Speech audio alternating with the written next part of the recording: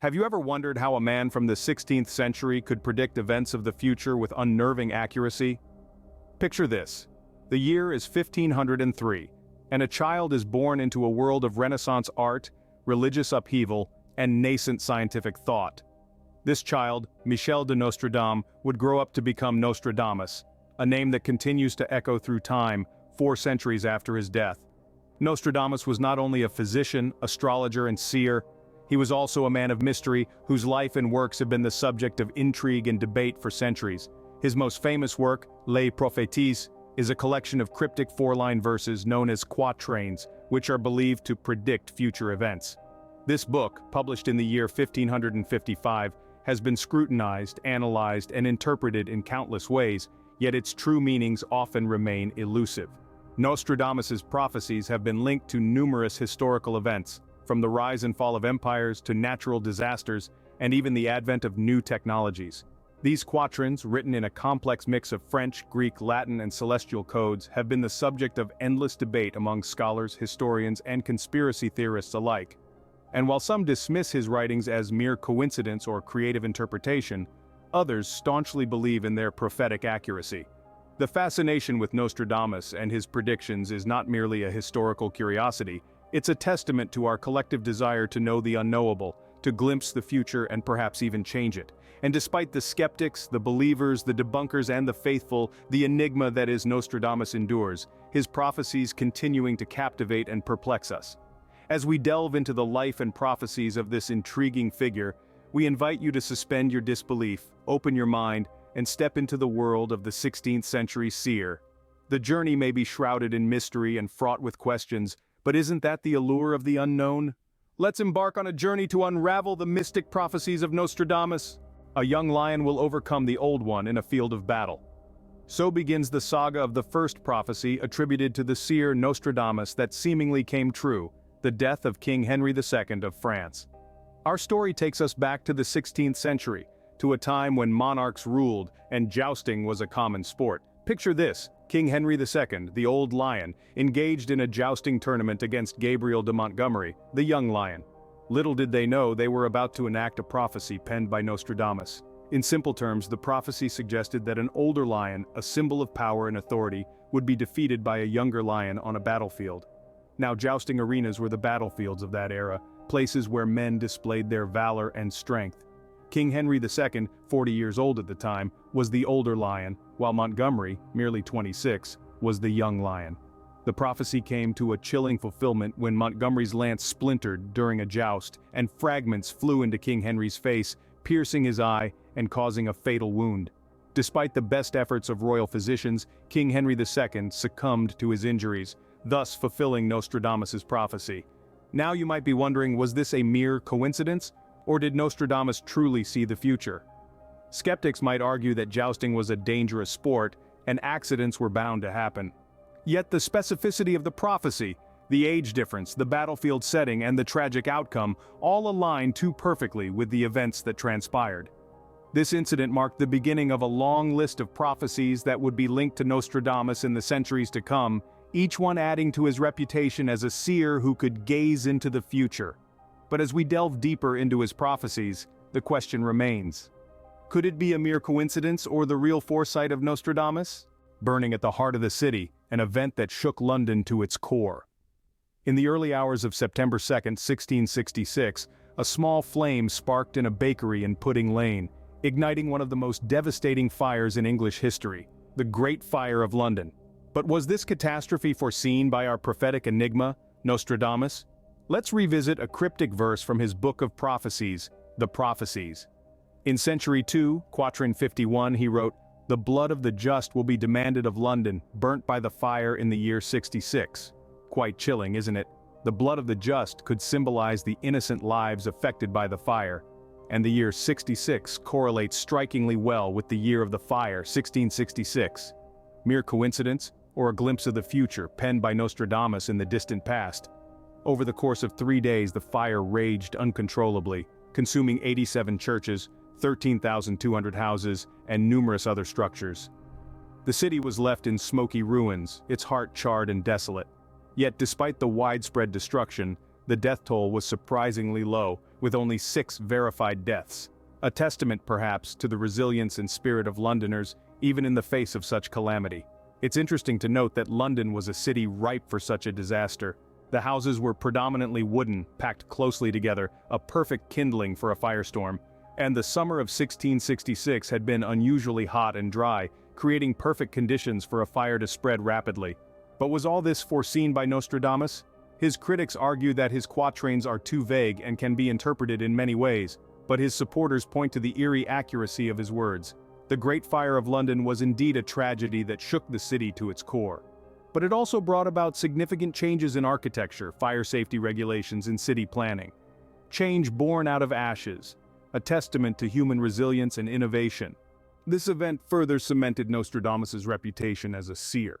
A storm was brewing in France, and Nostradamus saw it coming. In the late 16th century, France was a simmering pot of social unrest. Class tension was rising, the monarchy was in decline, and the seeds of revolution were being sown. Amid this tumultuous backdrop, Nostradamus made a chilling prediction. In his Century 1, Quatrain 3, he wrote, "From the enslaved populace, songs, chants and demands, while princes and lords are held captive in prisons. These will in the future by headless idiots be received as divine prayers." This cryptic verse paints a picture of a society turned upside down. The enslaved populace, the common people, are no longer silent.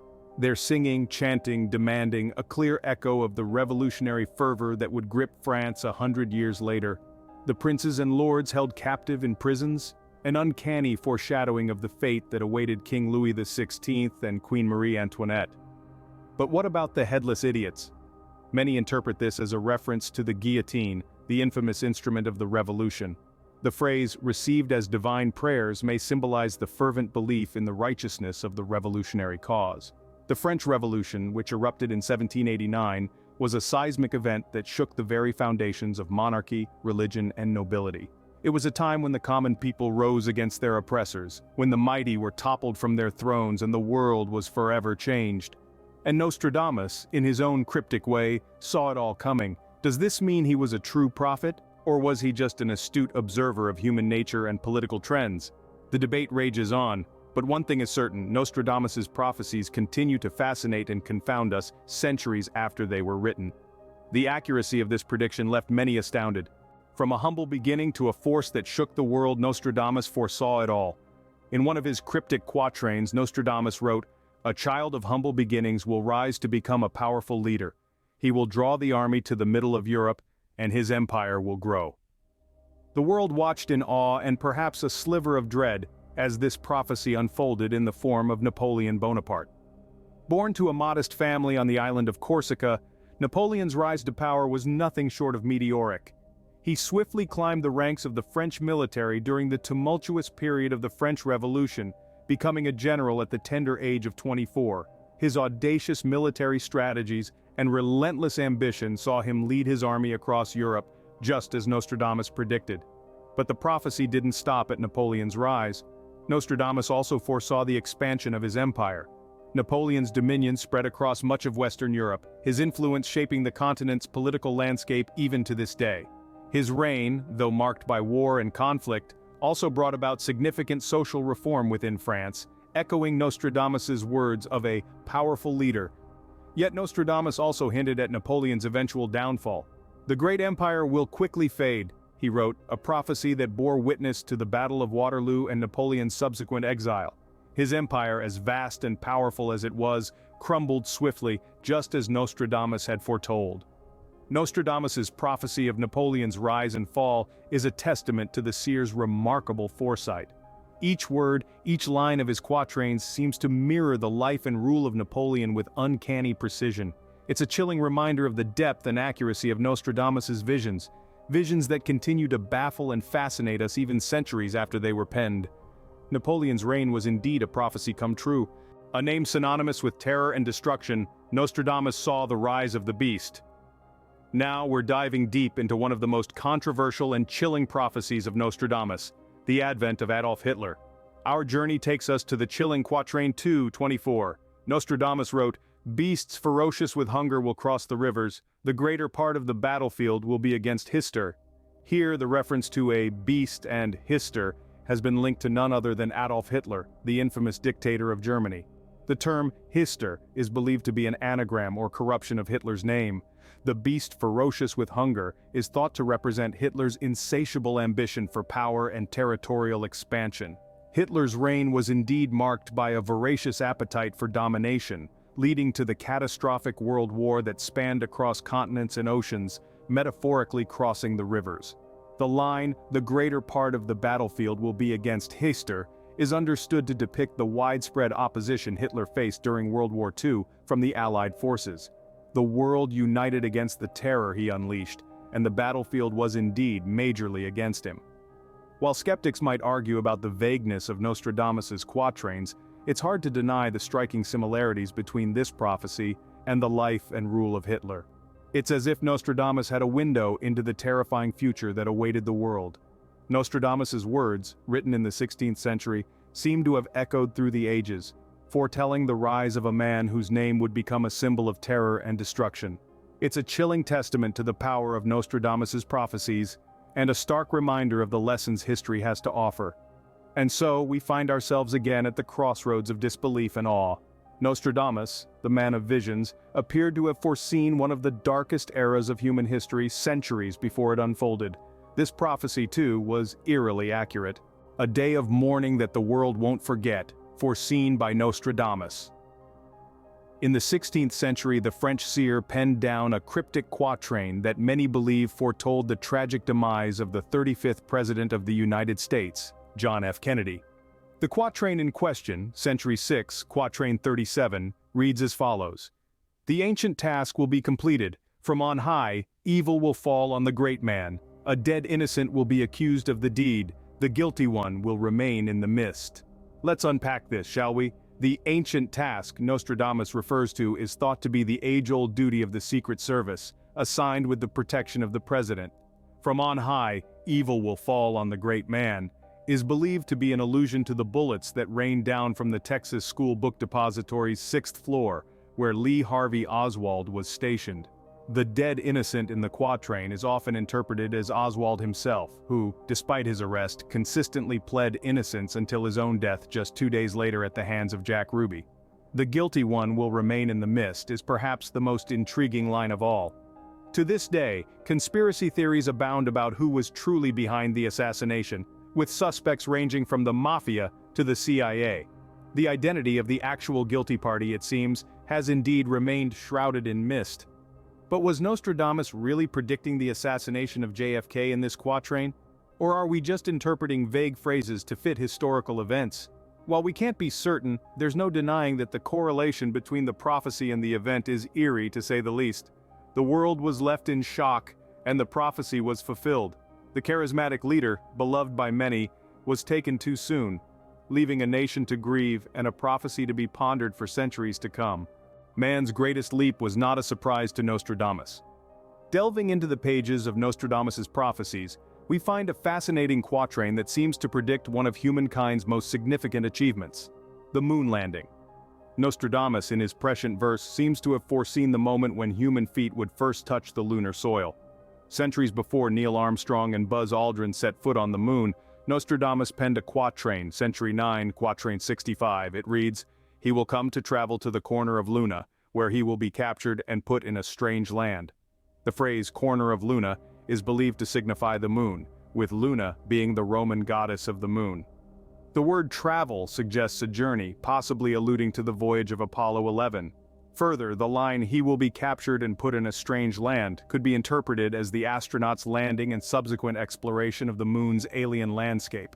The moon, a celestial body so familiar yet so foreign, was indeed a strange land for these explorers. But what about the part where he says he will come to travel? Could this "he" be a reference to the first man on the moon? Could Nostradamus have had a vision of Neil Armstrong taking that first historic step? Of course, interpretations differ, and skeptics might argue that these connections are tenuous. But isn't that the beauty of Nostradamus's prophecies? They're cryptic, they're compelling, and they continue to captivate us centuries later. Whether you're a believer or a skeptic, there's no denying that the correlation between this prophecy and the moon landing is intriguing. It's a testament to the enduring mystique of Nostradamus and his prophecies. Nostradamus had foreseen mankind's giant leap. Now let's peer into the future through the eyes of Nostradamus. As we journey into the realm of tomorrow, we're guided by the cryptic verses of this 16th century seer. Nostradamus, the man who foretold the rise of kings and the fall of empires, also left us with prophecies yet to unfold. While we tread lightly on the path of speculation, we can't resist the allure of these enigmatic predictions.